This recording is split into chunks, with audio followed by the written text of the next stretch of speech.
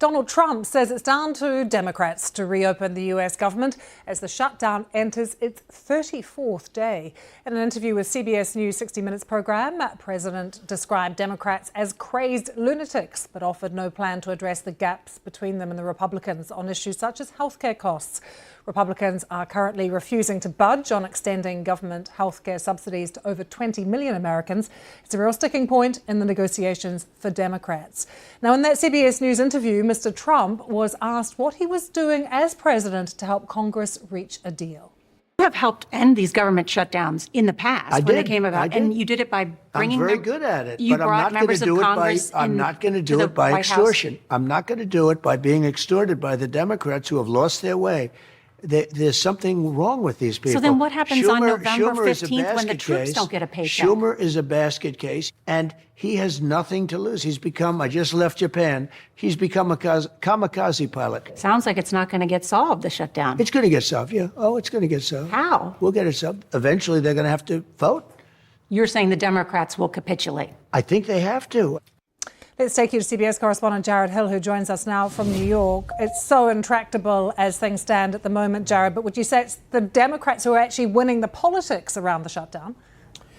Yes and no. I mean, this is a really interesting situation, Lucy, because we've seen over the past couple of weeks or so, according to the latest CBS News polling, that now people, generally speaking across the country, feel that both parties are to blame for what's happening with the government shutdown. What ends up happening from here is still a big question because, as we've seen, we had food assistance benefits expiring over the weekend.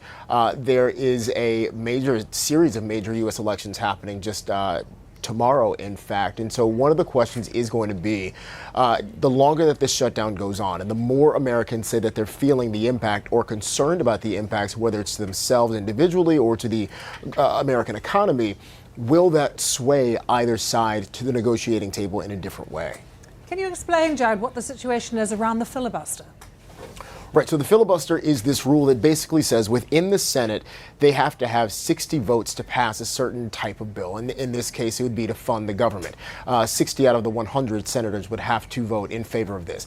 We have not been able to see those 60 senators sign on to this thing yet. Democrats, again, continuing to say they will not vote on this unless there is either some sort of conversation about healthcare subsidies or if there is not a healthcare subsidy aspect included in this bill to fund the government. Now, the filibuster, getting rid of the filibuster would allow for Republicans to push that through without Democrat support. But the thing is, this begins to open the floodgates for changing the way that lawmakers on Capitol Hill look at negotiating with any kind of a bill, potentially pushing both sides in the direction of just trying to go it alone whenever they can't get the other side to come along and really come to the table. And that would then fundamentally break down, some say, the way that the Senate operates and the way that it's designed to operate. Again, a much slower process by design than the House, which is, our version of the lower house. There are some pretty key elections happening this week as well across the US, Jared. How could that affect things? So that's going to be a question. I mean, on one hand, some of these elections can be seen as a bit of a referendum or test of the first couple of months of this second Trump administration, but also it's seen as a bit of a test for where the Democratic Party is, because some of these elections are happening in pretty much Democratic strongholds, including in New York City.